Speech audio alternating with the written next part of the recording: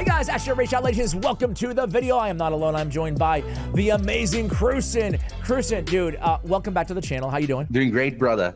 It's a pleasure to be here again to talk about what we love. Yeah, dude, it's always a pleasure to have you.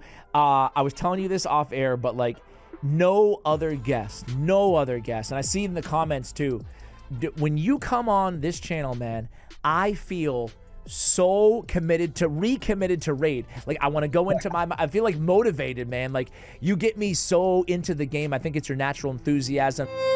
I generally come in at least 15 minutes late. I just stare at my desk, but it looks like I'm working. If you guys want to check out Kruysen's content, please do. He streams, he makes VODs. Like, honestly, I'm just going to tell, I shouldn't even be saying this, but like, if a new news drops or a new champion drops in the game, right?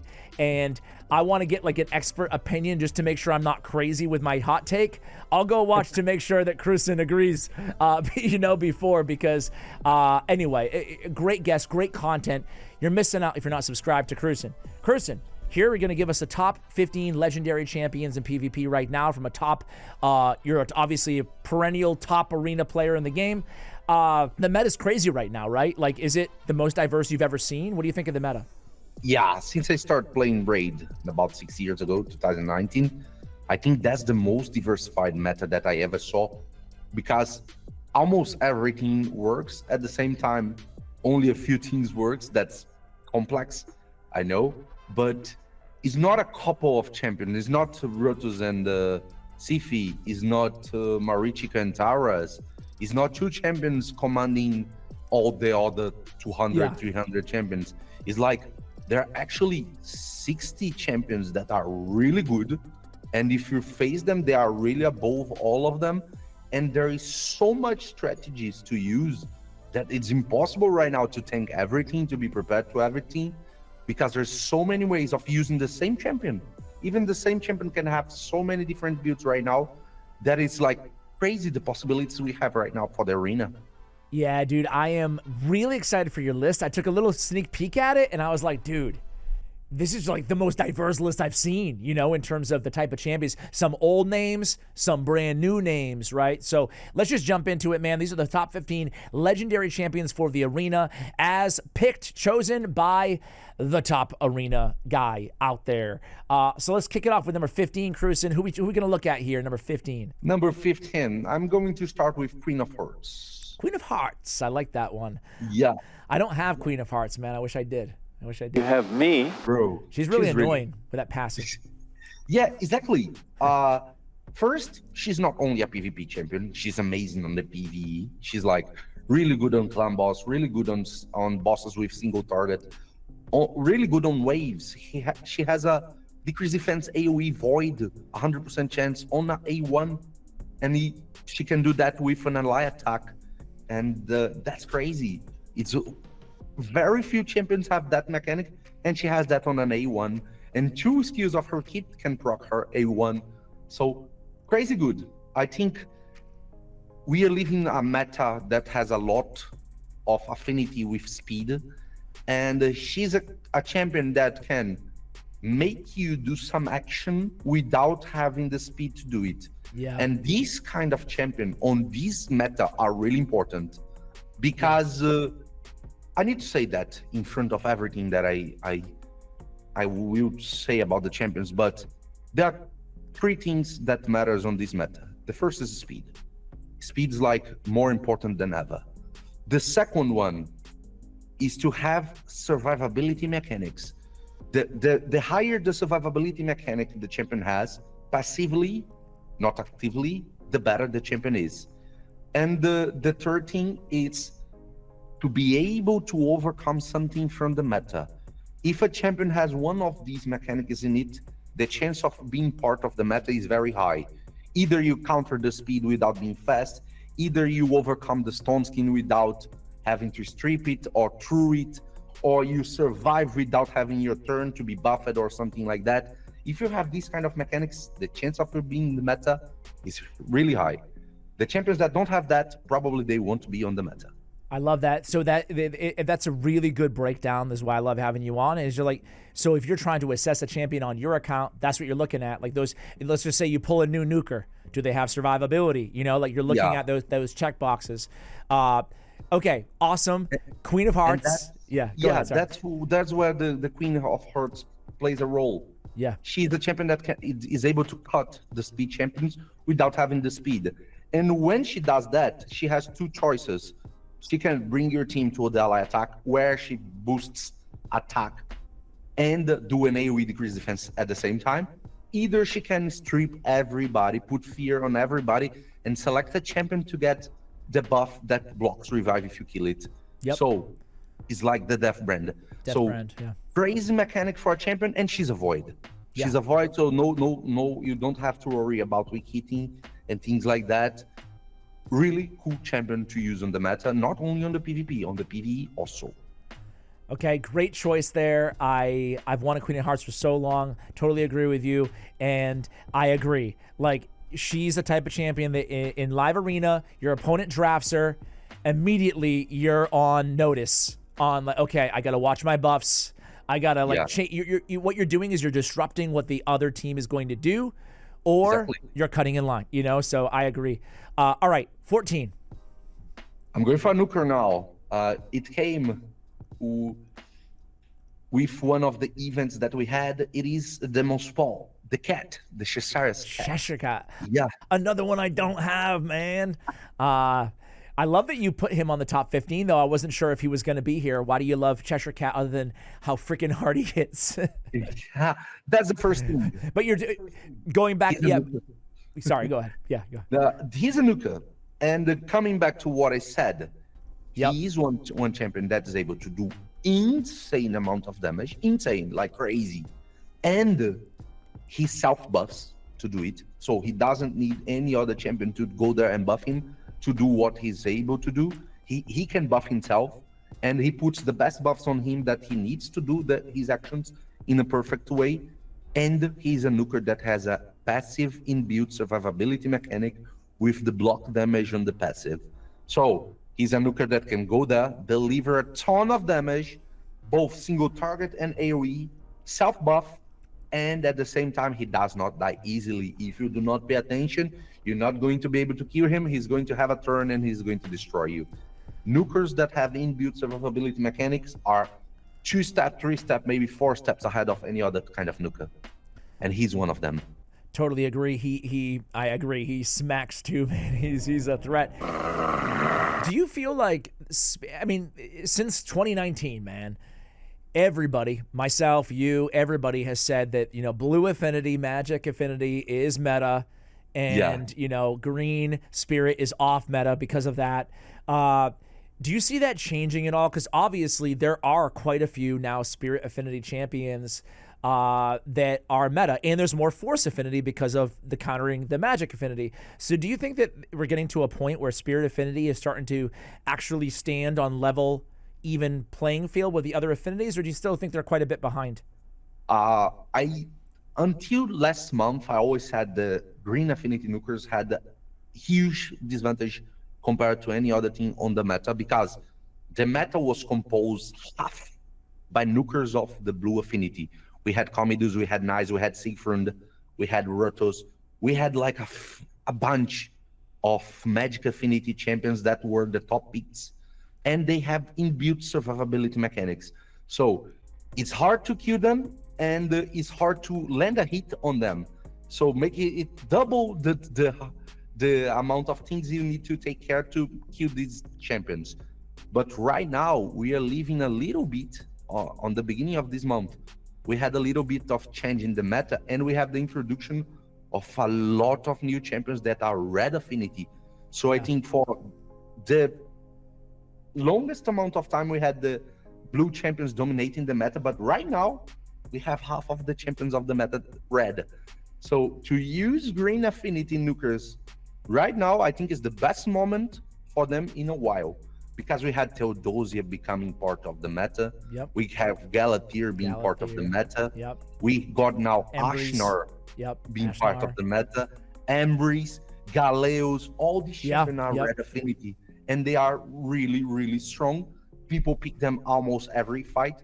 So to bring the green affinity nukers back with a little bit of your love, giving them the best out of your gear is really good, and the Cheshire Cat is one of that. For example, on my account, my best raw damage dealer green affinity nuker on my account is this guy. This guy right here. Cool. Yeah. All right, who we got? 13.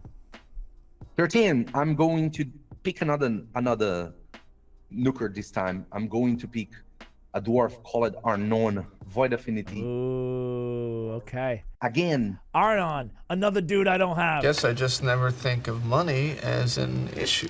That's because you have it. That's a good point. This guy he's so annoying to go against, though, because of that passive, and he has, again, 2 of the checkbox that you talk about for nukers, damage and survivability. Exactly. I assume that's why you like him, man. He's void affinity, too. Anything else about this dude that you want to say?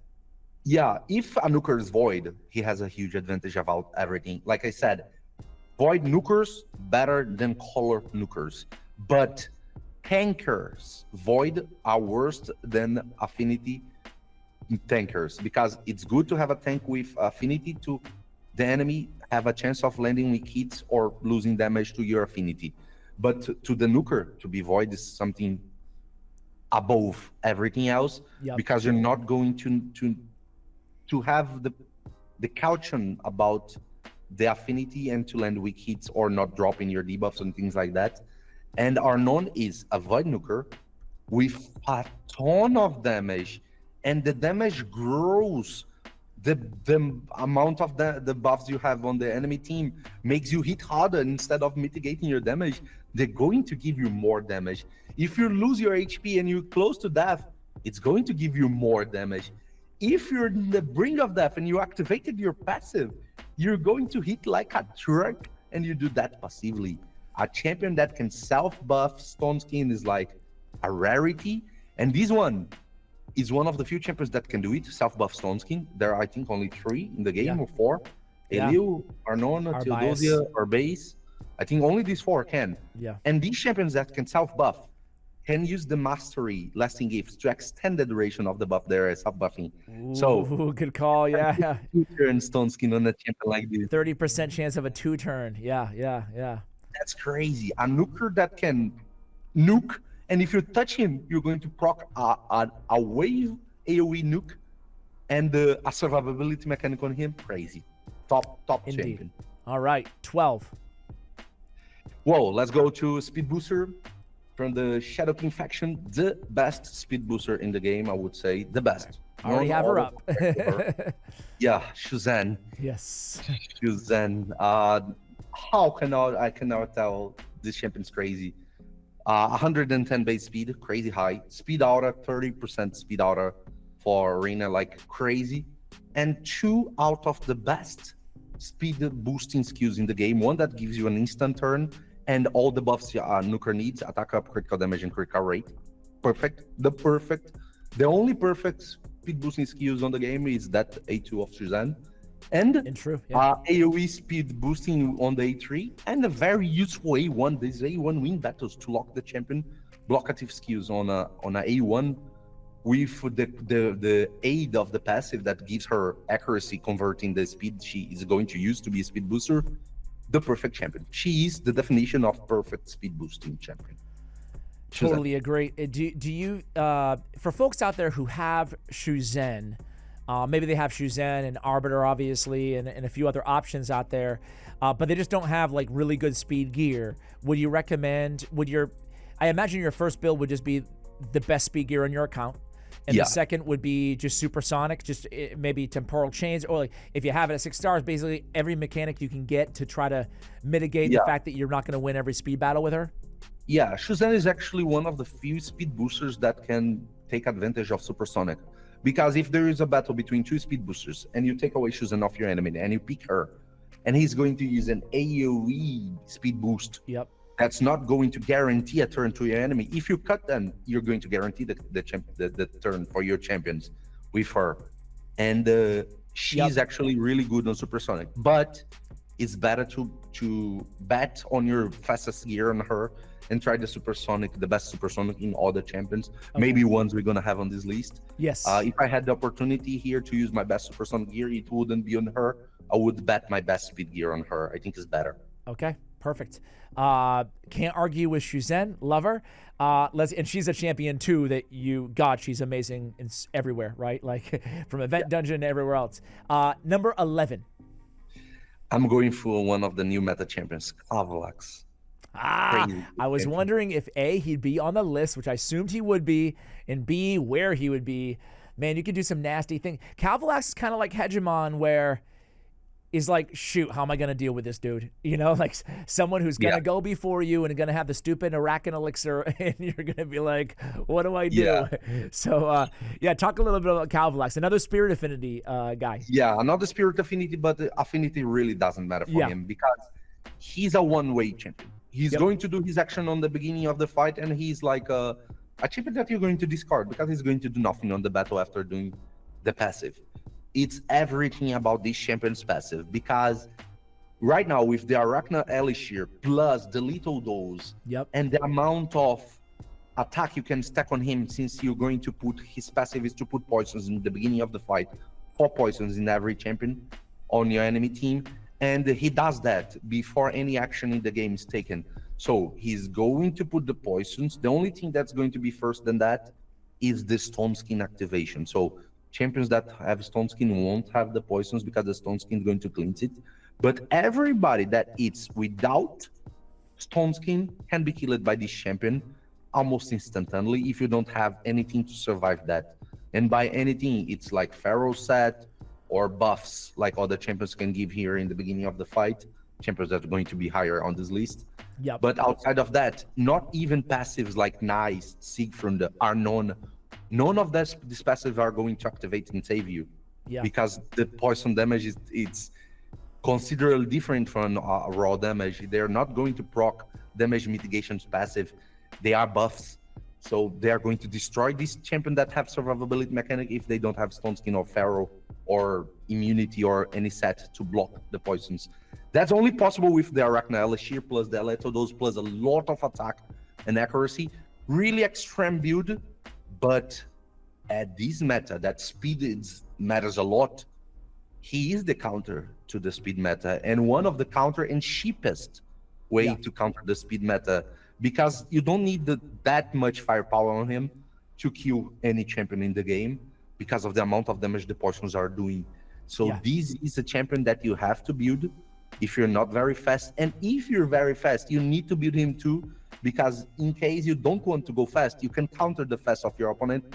Just putting this champion, if your opponent is going to use a speed team and you put Kalvalax, your opponent is going to be obligated to ban him.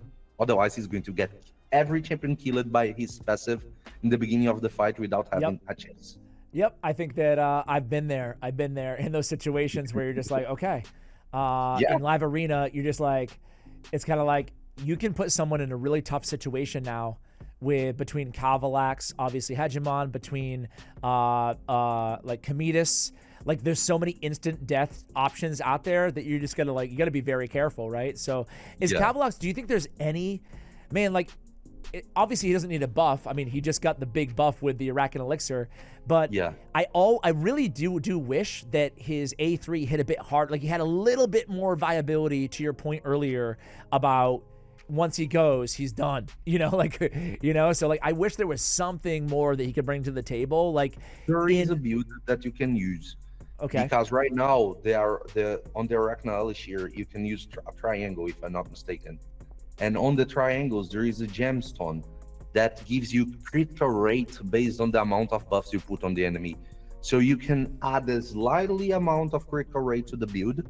And when you put that amount of buffs on the enemy, if they not die and you have that, you're going to get the extra critical rate to have 100%. And you're going to have a ton of attack. So you can hit decent, not going to be crazy. You don't have sets for that. You don't have ignore defense, critical damage. But you're at least going to critical, and that critical can hit like for 50k, 60k, even 100k depending on the build. Okay. And that might kill a champion, but you need that specific gemstone to be able to do it. So it's not easy, but it's a possibility. Okay, cool. Who do you have at 10, Kruysen? Okay, his brother. Okay. Hegemon. Who? Hegemon. Yeah. All right, we were just talking about him. Basically, the same thing you just said about Kalvalax, but totally different, right? But different. Yeah.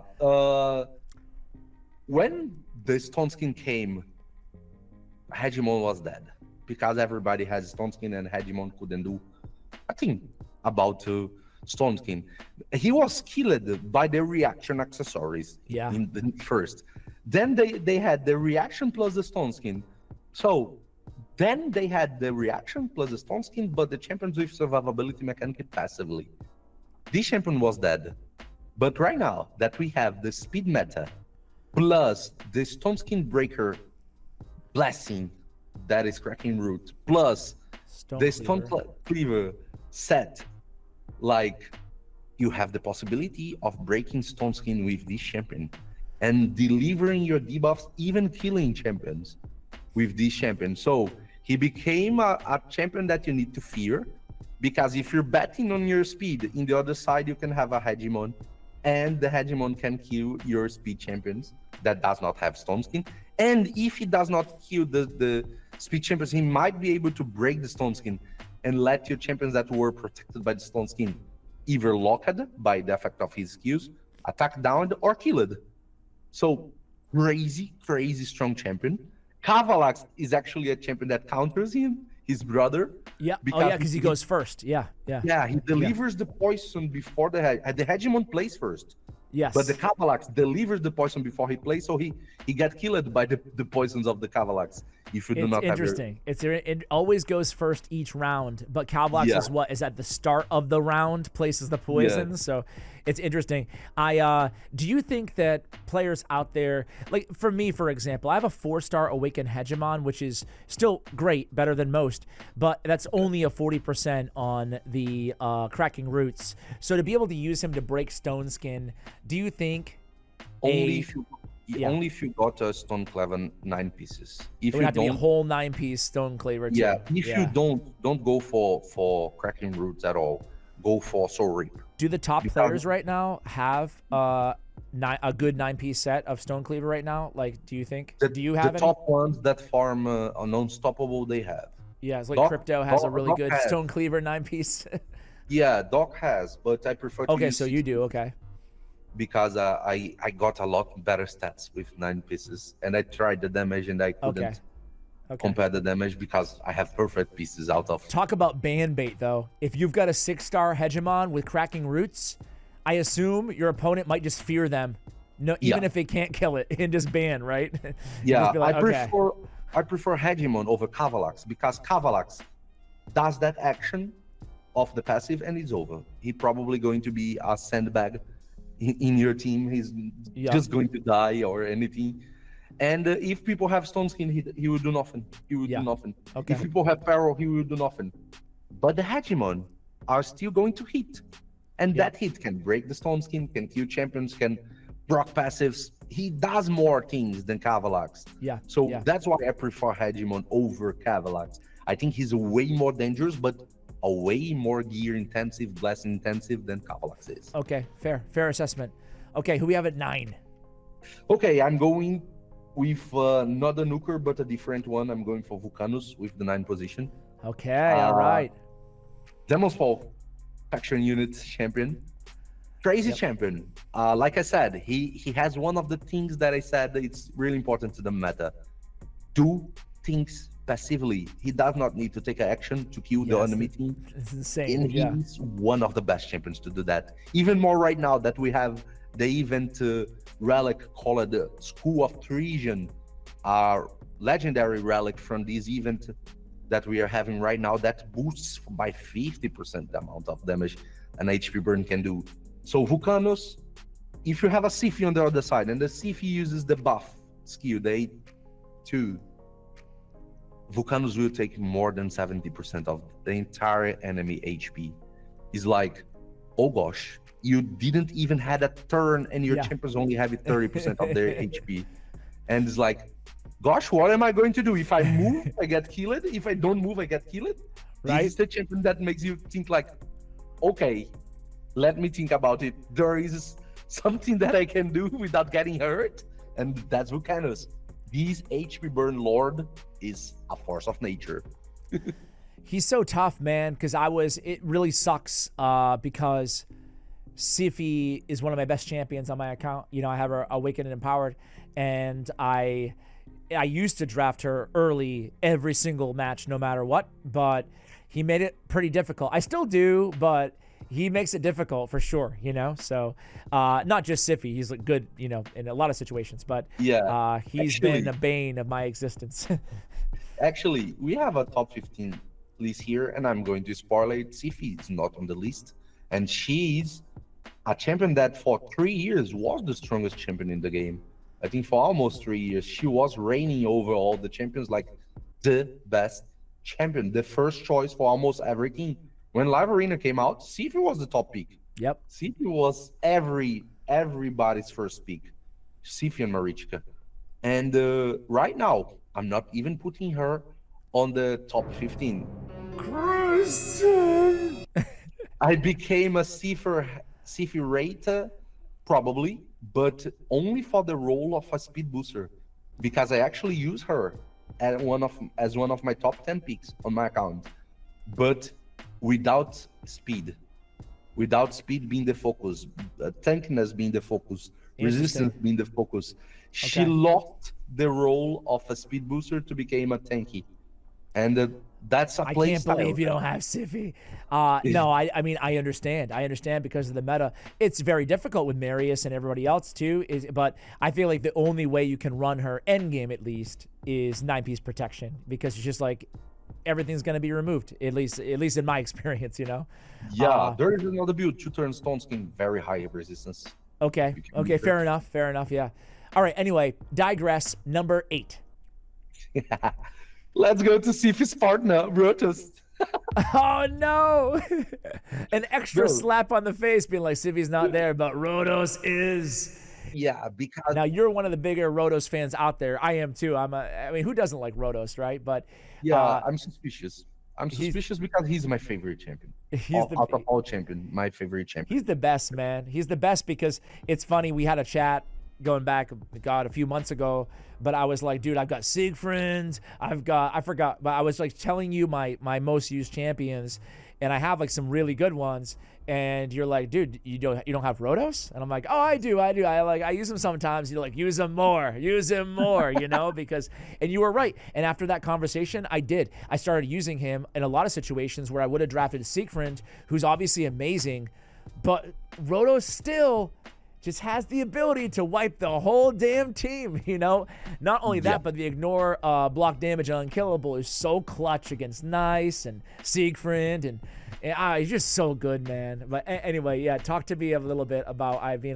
I took some of the some of the points there, but 6-year-old champion. Yeah. Got nerfed 4 times. Yep. And 90 base speed, you know? 90 base speed. A single target skill only, and one of the best champions in the game. They can do whatever they want to this champion. He will steal a champion that you need to fear, because he can kill your entire team in a single turn, and that's crazy. On a single movement, he will deliver damage, get another turn, deliver damage, get another turn. And with the introduction of the gemstones and relics, he became even more powerful. More powerful. Like, every champion has like 2-3 relics that are really good. Rotos have like 10. This champion is perfect with 10 relics, and he's godlike with 10 relics. There is like 4 or 5 builds on him that are extremely powerful. The versatility of this champion is crazy. The power of this champion is crazy. And the best thing about him, he does not need crazy gear to do that. He's a free-to-play friendly champion gear-wise, because with just the right set on the champion, he's able to kill the strongest champion in the game, and that's Rotos, the Lost Groom. I am a fanboy of this dude. I love this guy. Real quick, is your favorite build, best case scenario, I have him in 9-piece Merciless, Aspect of Seraph, and Ward of the Fallen. Is that your absolute favorite build, or would you make an adjustment or a change if you were me? I would take away the Aspect of Seraph right now. Okay. Because didn't they fix it at the moment? No, at the moment it's not fixed, and it's not I thought they working. did.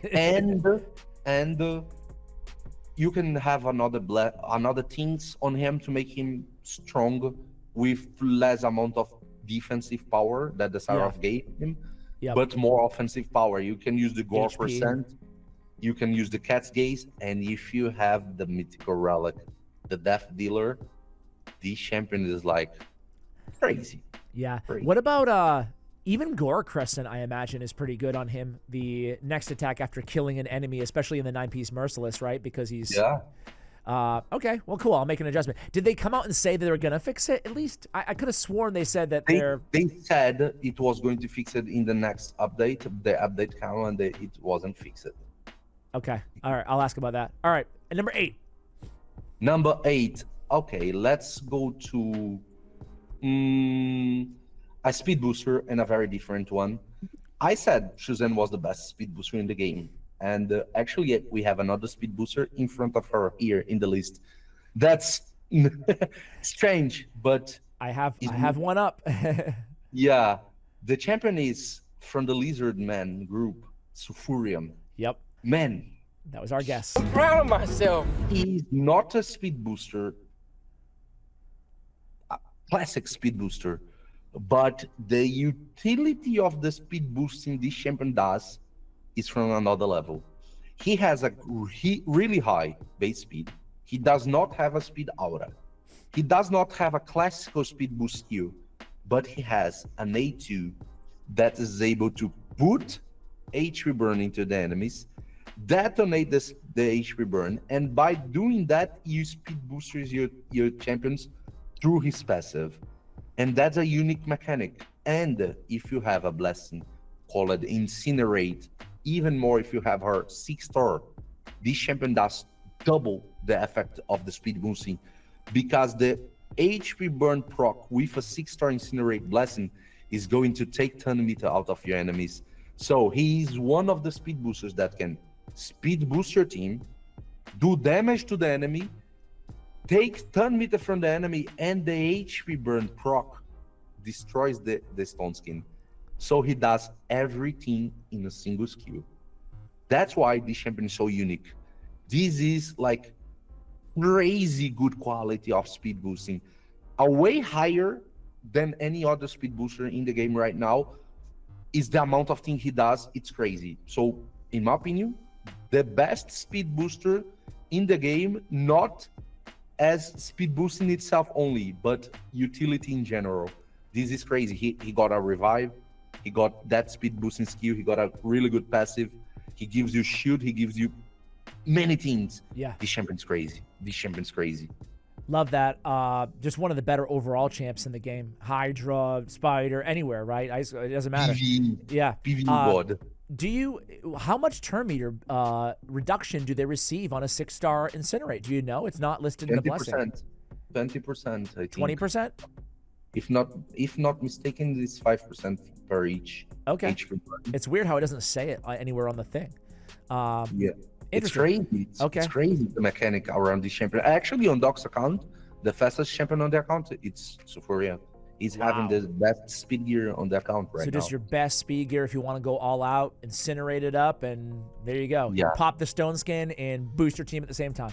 Yeah, the bad part about this champion is to make him your fastest champion, you need a high blessing, and you also need a lot of stats, because outside of the speed, he also needs accuracy. Yeah. So he's very intense gear-wise to be good. True, so it's not easy to build him, but when you're able to, he's amazing. You won't regret it. Okay. 7. Number 7, let me go to Odin. Okay. Okay. I think this is one of the... Good old Odin. Huh? It is. Yeah, did I screw up? Yeah? No? Odin.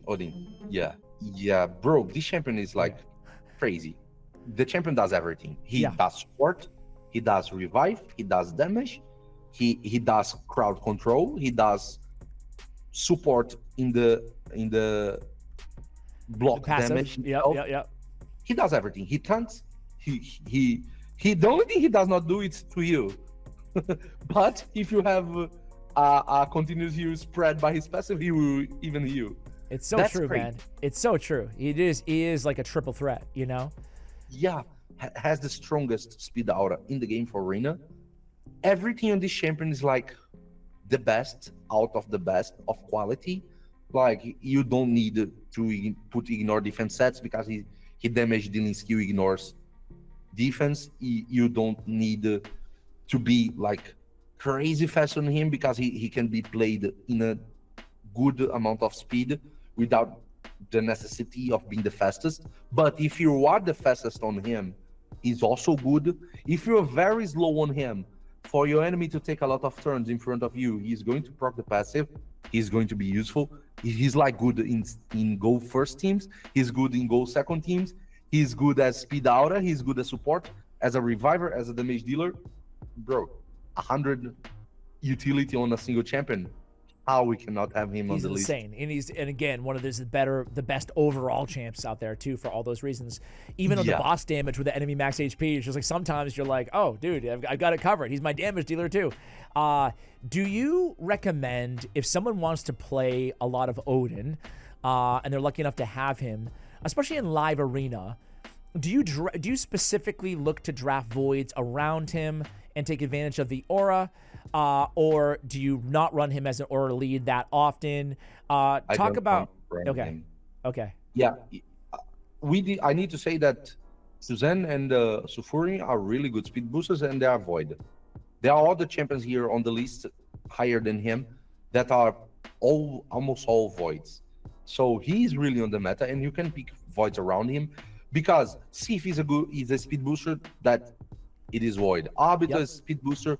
It is void. So there is a lot of speed boosting champions that are void and really good champions that are void. And he can help a lot.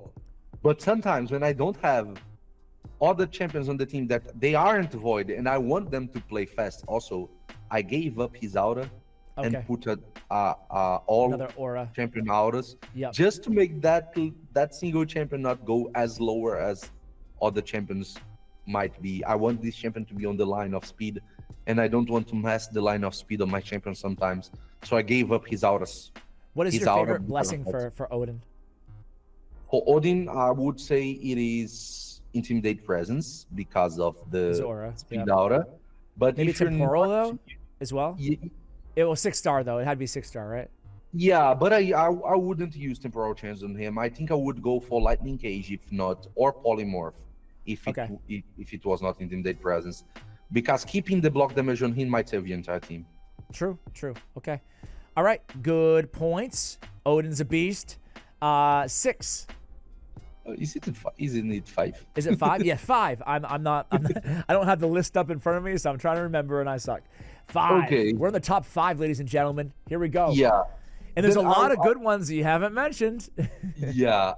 To be fair, the number 5 and number 4, there is no difference between them. It's just alphabetic order. The number 5 and the number 4 is just alphabetic order. So we'll say tie at number 4. Yeah, because this champion has equal performance between what they do. The number 5 is going to be Fabian on that fusion that we got recently. Yeah. This champion is like one of the strongest champions in the game for the PvP. I hate Fabian, man. Me too. He's even more annoying than Armanz, but it's maybe because I'm used to Fabian. I'm more used to Armanz than I am Fabian, you know? But yeah, just like you can't do anything with this dude on the team, you know? Like, bro, every time I face him, he's void affinity. On my team, he's green affinity and he weak hits all the time. But when I'm facing him, he's always void. He's void. Well, that must have been hard luck. Yep. I can't believe everybody has the Death Dealer relic on their Fabians, because against me they have. Talk to me a little bit about your favorite ways to build Fabian. My favorite way is Supersonic. I think it's the best way. Supersonic and Stone Skin. It is the easiest way to make him very powerful. Yeah. Because you're going to be fast. If your opponent is slow, you're going to be fast. And if you're not fast enough, you give him the chance of cutting. And if he cuts, he's going to play a major role in the fight if he gets a turn. This champion using the A3 is something change the course of the battle between winning and losing. And even if not the A3 is that impactful, the A2 and the passive can be. So he's a champion that has like 3 skills on the kit that might change the course of the battle. One fear in the wrong moment can cause you to lose the battle. The petrification nullifying a champion and dropping the fear in the others might change the course of the battle. And of course, the A3 removing every buff out there and taking away the skills. It's perfect. It's ridiculous. The extra turn potential, the fact that the instant activation on the A2, like you just put it all together and it's just like he's such a disruptor, man. Yeah. He's so annoying. I don't use him on my account, not because he's not amazing, but like, you know how it is. You only have so much good gear to go around, right? But like, I don't know. Sometimes I think I should. Same situation for me. 6 years of farming Spider like crazy, and I don't have a single accuracy banner with double roll at least. Oh my God, really? Always make me feel better that even you don't have a good gear on some champions. So I don't use Fabian because I don't have a banner for him. Yeah. Do you think that pin at least a 1 intercept is a must on this dude? No, it's not. Okay. Actually, he's a champion that does not need wand of submission. He does not need intercept on him. You can go straight to Stone Skin and Supersonic or full speed, and the best. Nothing compares to it. Relic on him. It is Temporal Stagnator. Like okay, that's the weak hit, right? Yeah, one if you fails to land the things, you're still going to land things. This is crazy on him. Crazy powerful. This champion makes a lot of things. And exactly the same thing for the champion that is above him on the list. Okay, who's above him on the list? His brother-in-law. Okay. That is Armanz. Armanz. So Armanz comes in at number 4 overall. Yeah, because Armanz tough because you could put him 1 or you could put him 9. It's just like he's insane. Yeah, go ahead. Sorry. Bro, between these two champions, there is no best. The one's better than the other. There is no. Both are the top peak of quality in performance, crowd control wise. They are the best. They are the best into do crowd control. The only champion that goes close is Galatier, but he's a mythical, not going to be on the list. Armanz is crazy. Everybody knows how good he is. I don't even need to explain. Everybody. No, you don't have to tell. Yeah, you know what? This is the one champ you don't have to say really much about. It's like, yep, Armanz. We get it. You know, the thing about Armanz though, that I will say though is that like we all know his A2, we all know his A3, but I think it's just like the fact that all the extras on his A1, the reducing random skill cooldown, turn meter fill, the fact that he has a turn meter fill for each turn added to the cooldown on the sleep off the sheeps rather. It's just like there's so much extras, like as if he needs it, you know? I don't know. I don't love Armanz, but it's weird because like I got away from playing Armanz for a while. I don't know, maybe just to be different a little bit. And it was a mistake. Like I started just playing him back again, right? Because like at the very least, in live arena, even if you don't even like absolutely need to play Armanz, he'll be good ban bait at the very least, right? And you can do something else you want to do with your squad, you know? Yeah, the only problem with Armanz is called the Wand of Submission because it adds so much RNG to him. Yes. That sometimes you get angry because you get destroyed by the reflection of the polymorph. True. That ruins your battle. Probably if you get deflected. Fabian's more safe in that way, but at the same time, Armanz is more impactful because if it works, it's going to 100% take away a champion from the game, and that's win condition sometimes, depending on the battle.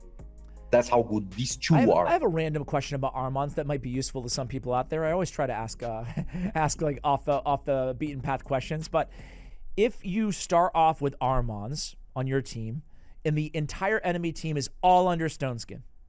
Yeah. What are you doing? Depends on the champions that we're facing, but usually... Yeah. Let's just say it's... Yeah, let's say it's... I'm just going to... Go ahead, sorry. Really depends on what I'm facing, because usually if I'm facing a Marius, I go for the Marius. Yeah. Because I think he's really, really annoying to face. and it usually is a champion that is on Stone Skin and not with the Wand of Submission. So I usually target him. But if there is a really strong nuker on the other side, usually I go for the nuker, because there is lower chance of having the Wand of Submission on them, and the higher chance of me not get killed if something goes wrong. Okay. And cool. Yep. Usually target them. That makes sense. Would there ever be is there ever a champion that is there ever a time? This might be a super dumb question. Is there ever a time if you're going against all Stone Skin that you won't even bother on the sheep, especially if you suspect they're very wand heavy, and you'll just go in at A1? No. Okay. Almost never. I will ever try to use because the wand also has a chance of failing. And if even if all of them have wand and they don't work, you're going to take away a champion and you have the chance of taking the Stone Skin of the others. So I think that's something that compensates the risk of not using the A1 or the A2. Final Armanz strategy question. What if there's one enemy without Stone Skin? If it is the fastest champion, I use the A2. If it is not the fastest champion, I go for the A3. Okay, cool. That's the only time that I do wonder sometimes on, okay, one not Stone Skin, do I sheep or do I steal? You know? Yeah, right. Depends on the champion. Okay, number 3. The champion that until 3 weeks ago, I would say it was the number 1. It is Marius. I still think he's the strongest champion in the game overall. Okay. But so Marius number 3. Controversial. But PvP-wise, he dropped a little because of the meta shift. Yep. The meta shift. And the meta shift brought so many new champions to the meta that we need to adapt into surviving against this champion. True. And because of that, a nuker became less important a little bit compared to the other champions that we have that might guarantee your survivability. So it's not he became less strong. It's just that if we don't do something to survive, he's not going to the chance of playing because he's going to get killed before his turn. And that's why I dropped the nukers not to the top 1 and top 2. But if it was not that situation, Marius would be top 1. Undoubtedly, this is absolutely the strongest champion overall in the game. I think the champion that you're gonna use the most in the most amount of areas in the game, the heaviest carrier for many players in the arena. If it doesn't matter how good you are. The top 1 of the PvP first picks Marius. The top 2, that is actually me, also first picks Marius almost every time. He's that good. So even Marius is your most popular or your most often first pick. Yeah, but because we have a Stormcaller relic on him, that is like game changing. Okay. Gotcha. Like the strongest combo of all time. If Mario plays, it's a good point though. Yeah. If Mario plays, you're half guaranteed winning. If Marius plays and he got the Stormcaller, half of the champions are going to die. The ones surviving are going to be stunned. And that's how broken this combo is.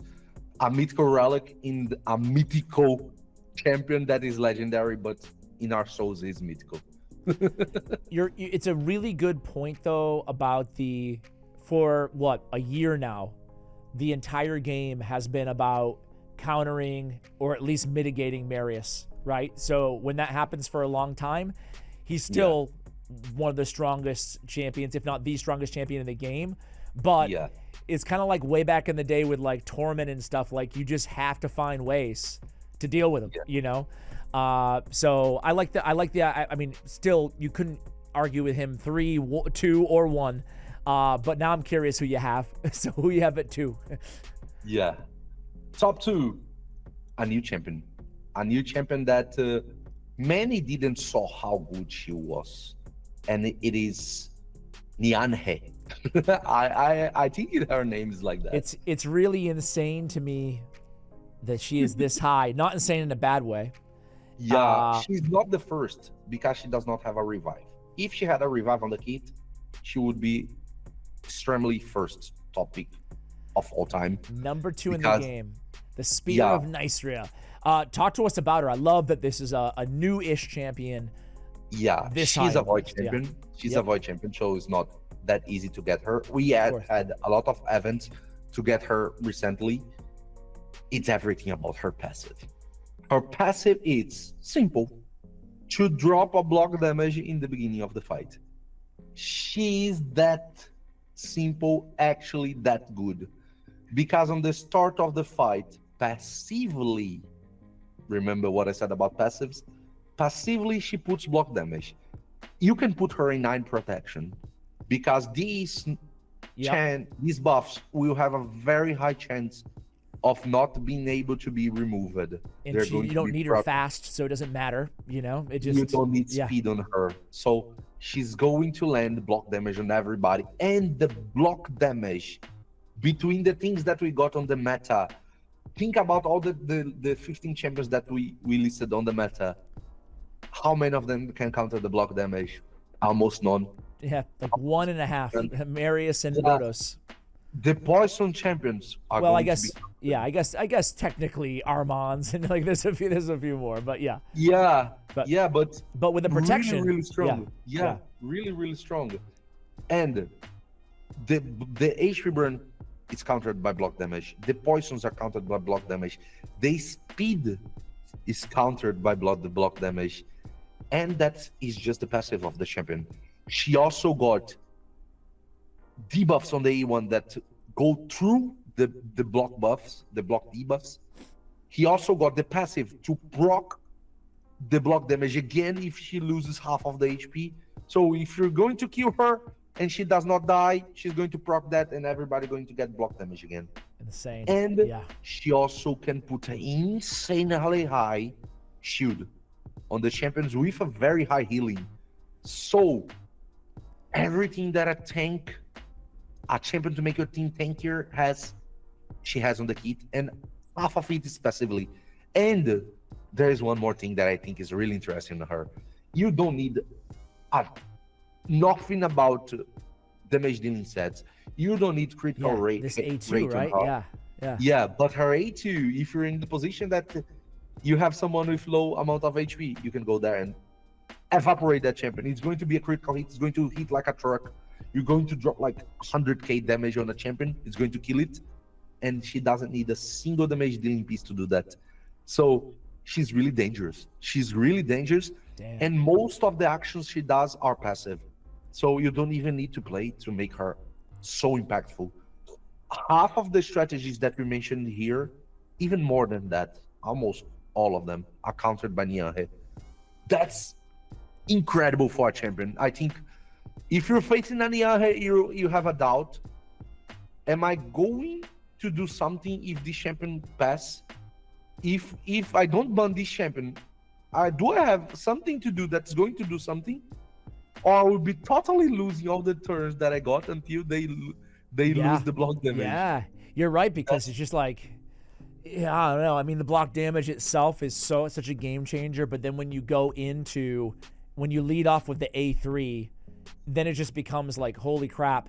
First, you can't kill because of block damage. Then you can't kill because of the massive shield, ally protection on everybody. And then you have her in protection anyway. So the block debuffs is protected. The ally protection is protected.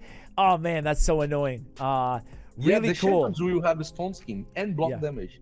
So what are you going to do? And if you try to debuff them, what a cool champ. It's funny, when I initially read her kit, I didn't know how good or bad she'd be, you know? I just didn't pay enough. Well, I read it, but sometimes you don't think, you know, like, wait a sec, you know? How are you going to deal with this, you know? So it's really cool. I'm actually happy that she's that high, that she's a new champion is that high in the meta. So she's not number one because the champion that's number one. Who's number one? We already know you snubbed my girl Siffy. We know, trying to think of any other honorable mentions here that might be coming here, but who's like another one that people are going to be like, where's that champion? I'm trying to think of like anything before we unveil, because I know who your number one is. There's no Warlord, there's no Yumeko. Like, the resets aren't on the list anymore, other than Fabian. So that's a little bit of a change. But yeah, other than that, okay, just unveil it. Who's number one? Marichka. could not Marichka. other but Marichka, because Niamhe's impact is the block damage. Marichka also have it, but she only procs it when you are in danger. Yes. So she's another champion that can counter all that mechanics, but only when it's needed. And outside that, her kit is stronger than Niamhe's. Her passive is one of the strongest in the game. It's game changing. It's like Indeed. can win the match just Yep. because of her being there. And all her kit is also really impactful. The shield's massive, the strength is massive, the heal is massive, the getting back the destroyed max HP is heavy. The A1 is crazy good with the ally attack. It's game changing. One ally attack on a A1 of Marichka. The A3 brings you an incredible speed booster with a cleanse together, which is really cool and can give you a guaranteed extra turn. Yeah. The amount of utility of Marichka is undeniable. She was the strongest champion for a period of time with the couple Taras. Tara was stronger than her back at that time. But right now, Taras is a champion that he's really good, but he needs her. Yeah. And she's really good. Without him.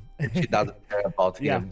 Yeah. So And I I'm love not a that she- feminist, Yeah. but Marichka is way stronger than I Taras. love that she has the speed aura too, like on top of everything else, you know, just like it's nice because especially in live arenas, sometimes you need to draft 2 speed auras, and just depending on who's in your what your roster looks like, it's nice to have her as a backup there. But I mean, to your point, she blocks, she can counter like half of the champions in the damn game, you know. She can neutralize bomb champions, burns, you know, we talked about like already a few burn champions in the video, you know.